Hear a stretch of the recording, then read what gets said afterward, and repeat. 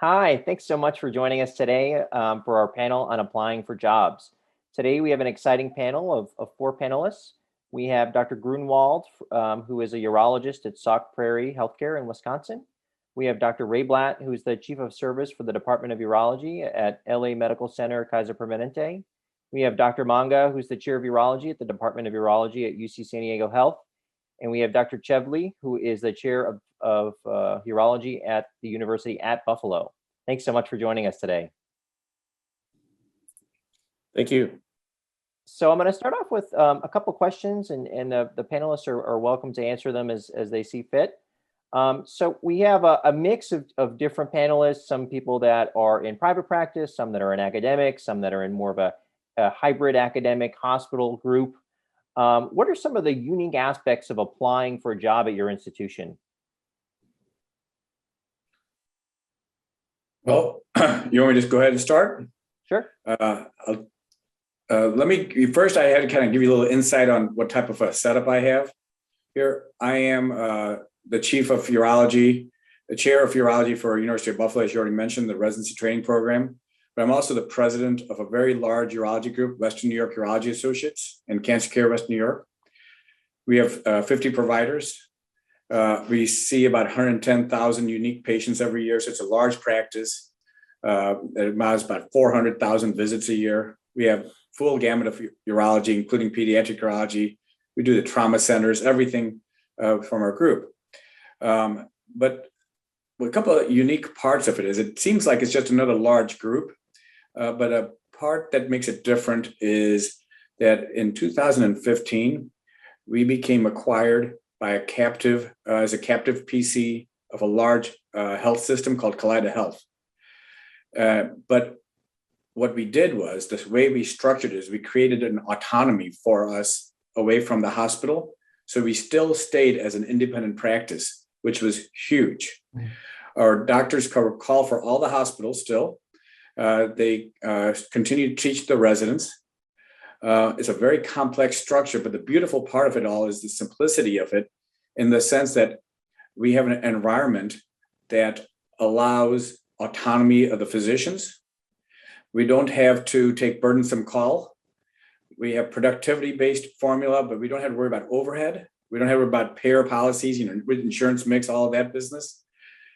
But that's the complex thing that people who apply need to understand, because what this does is, to the heart of your question, it allows the applicant or the physician who joins us to be the master of their destiny. They could be making great earnings if that's what they want to do. They could be academic fulfillment if that's what they want to do. They can do all of those things. So the understanding those nuances of how we got to where we are is probably a difficult thing for a lot of them to do.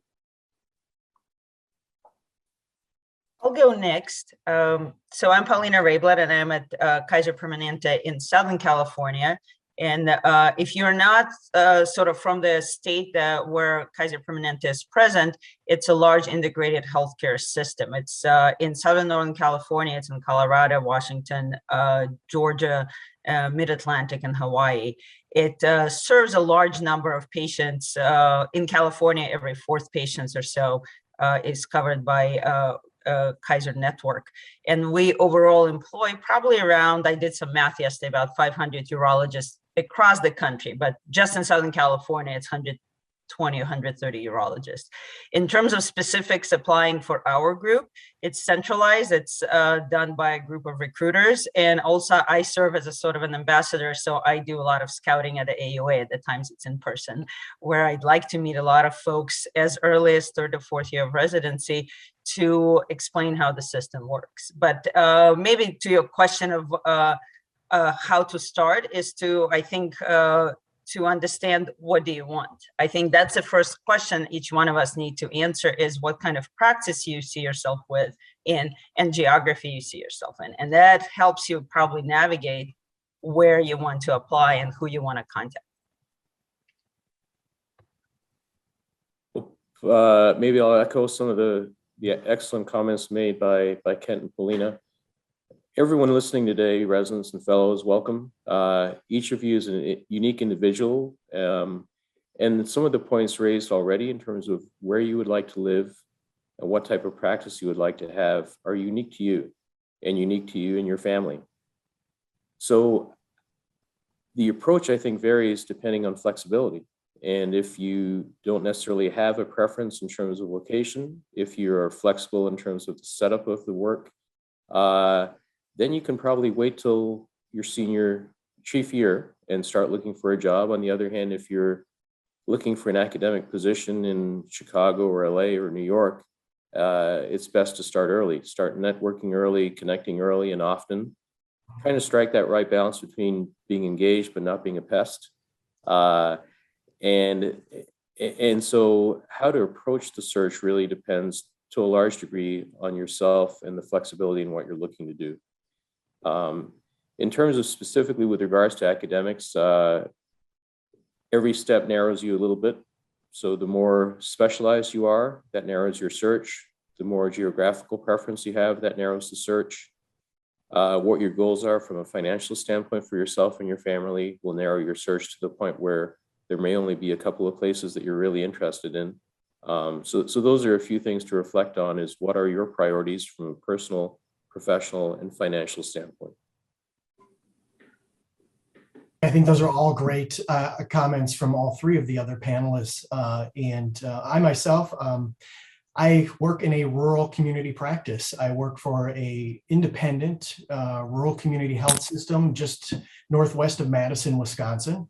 I am a solo urologist in this rural setting. What it really means for the practice is I built it from the bottom up. There was no urologist here. So I think that's an important option for some people to consider, especially as we in the specialty are talking about workforce shortages in rural versus urban and coverage of patients within this country.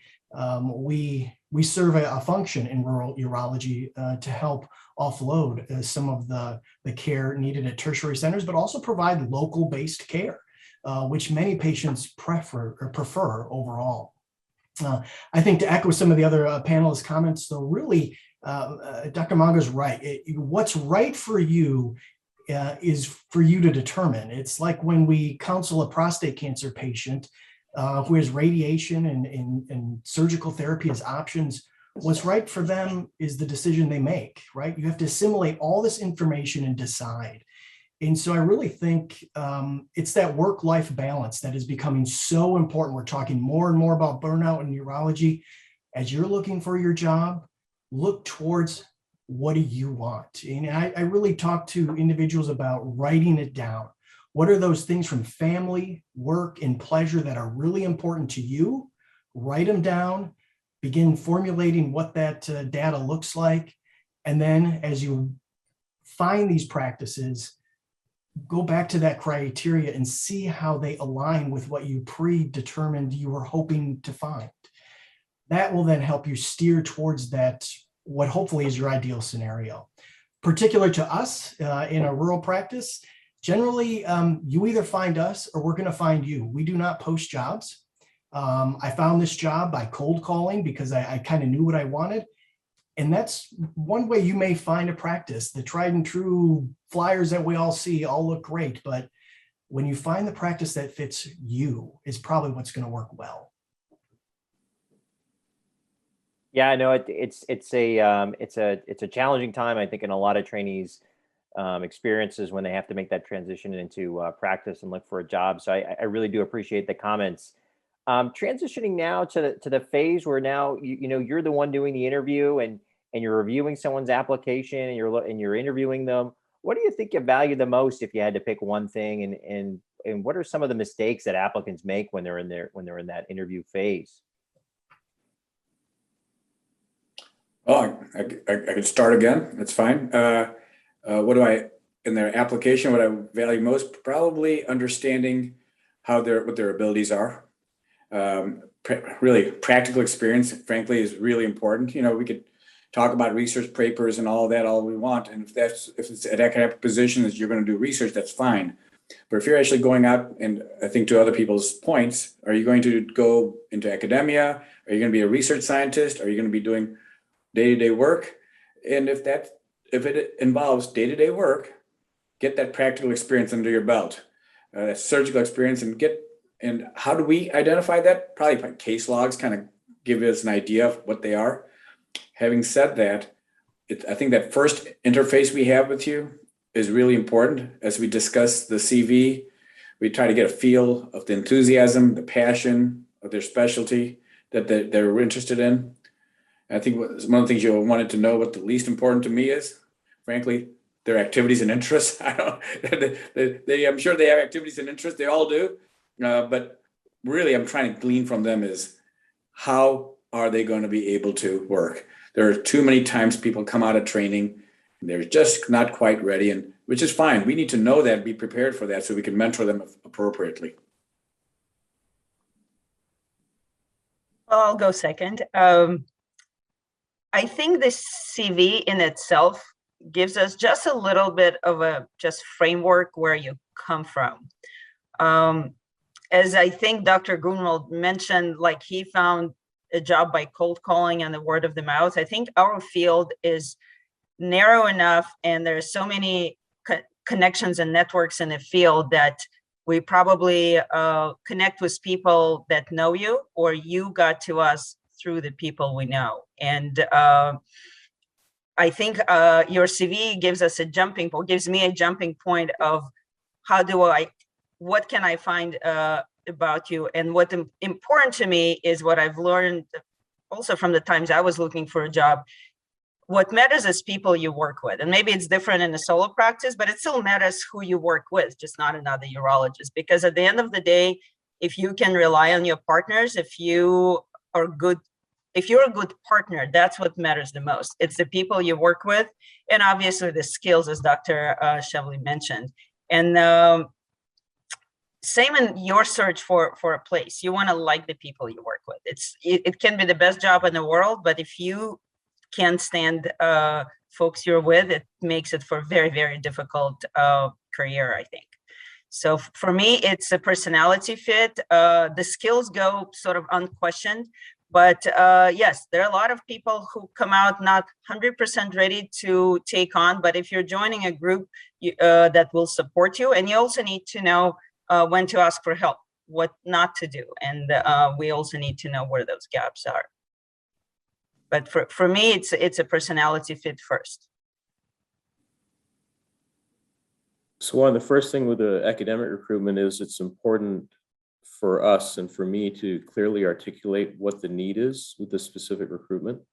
What type of academic or clinical program are we trying to build?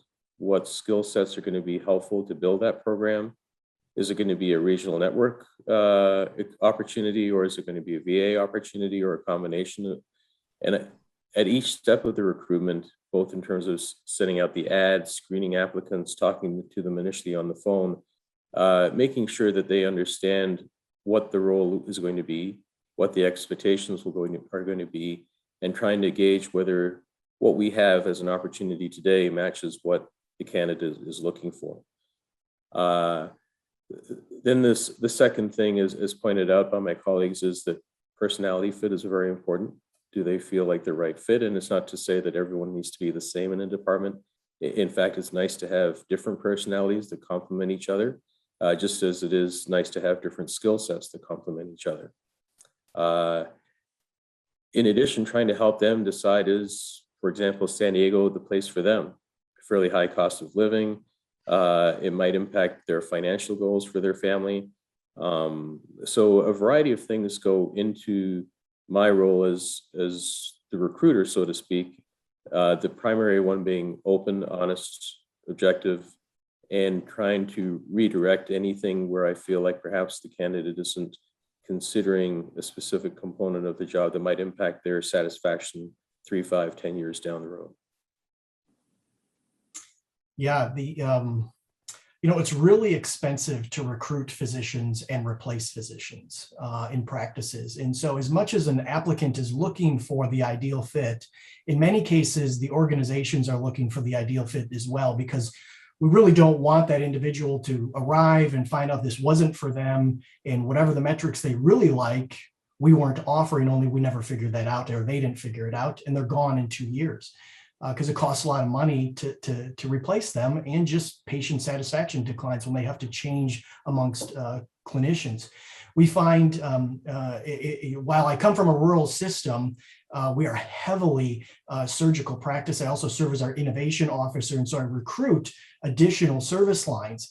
And that fit is so important for us, because in a rural setting, it's maybe a little harder to recruit. I think overall urban settings, we see that urbanization of even in the urology world.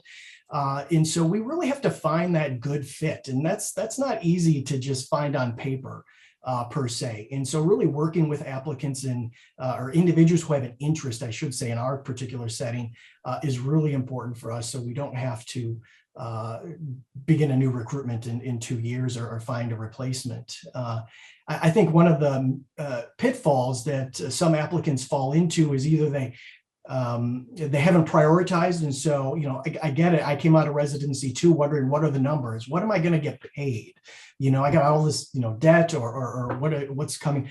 Those who focus so heavily on the financial side and see those big dollars and go, oh yeah, that's it, but having considered the entire package, I think is one of the big pitfalls that we find in what keeps longevity. However, if your priority is money first, then that might be the right thing for you. Again, it goes back to what's important for you, and don't burn bridges, okay?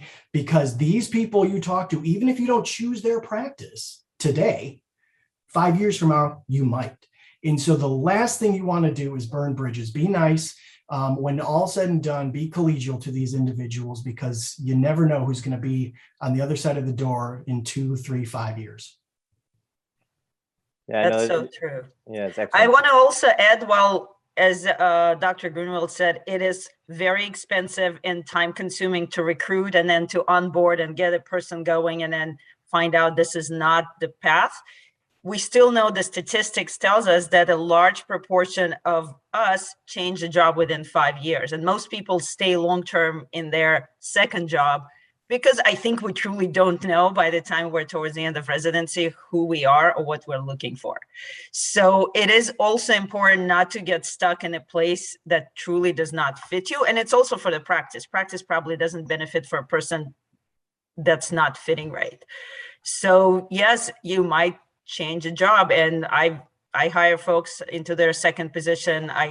We know Dr. Manga just expanded his department with people with very, very interesting careers. So I don't want to say it's like a marriage or it's not like a marriage, because paths are different, but your first job does not have to be your last job. Right. We've talked a little bit about it, but I was hoping if the speakers can talk a little bit more about it. In terms of a timeline for applicants, what do you think it'd be a good time for them to start looking and making connections and start, being a little bit more aggressive about applying for jobs? I think, again, it depends a little bit on the individual and what your goals are. So let's, again, use the example that you would like to be an academician in New York. You might start in your first year or second year. Maybe you have interest in peds urology and urogyn, and you're not quite decided which of the two fellowships to pursue. You like them equally. So you might even start at that early phase to kind of guide what do you do your research in, how do you build your best portfolio to get a strong fellowship. And you might look at the programs in New York to say, okay, there's 3 programs that don't have a urogyn, there's 4 programs that don't have a peds urologist or project a need in the next 5 years.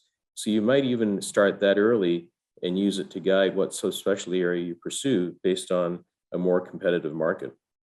On the other hand, if you're looking for perhaps a hybrid practice where your focus is going to be on clinical education, but you'd prefer to work in a community setting, in that situation, you may not need to start your search until the end of your senior year or the beginning of your chief year, because many programs don't really know what opportunities they have to recruit until the fiscal year starts, which for most academic institutions is around July. So usually we're finding out in May or June for the following year, will we be allowed by the institution to recruit? I would say there's never too early to network. It's sort of like never too early to start saving for retirement. I just took my daughter to college at 18, and I made her put half of her summer earnings into her retirement account. I just feel the same way about networking. Going to meetings virtual is hard. Also utilizing your faculty, because your faculty knows a lot of people. And let's say I'm in Los Angeles, very, very urban setting, but I have friends who work in the northern Idaho. And I have somebody who potentially might want to go rural. And I try to connect them early in the second year, because I think many of us really don't know what we're looking for, or who we're going to be by the time we get close to graduation. And as Dr. Manga was saying, narrow sort of niches require a lot more sort of targeted approach, but you don't know if you're going to end up in that niche when you're a second year. So broaden your connections and enjoy meeting people. That's, I think, where, as you narrow things down, you will find out that you have people to talk to. Yeah, that's a great point. I mean, we don't know what we don't know. And I mean, I didn't go to med school thinking I was going to go into urology, and here I am. And it was because early on, you just start taking that time to think about it more than anything, and start asking those questions of different people and expand kind of your knowledge base. And hopefully somewhere along the line, something clicks and says, that's it. And that's what I want. And don't get hung up on the personality of the individual who might be providing you the information.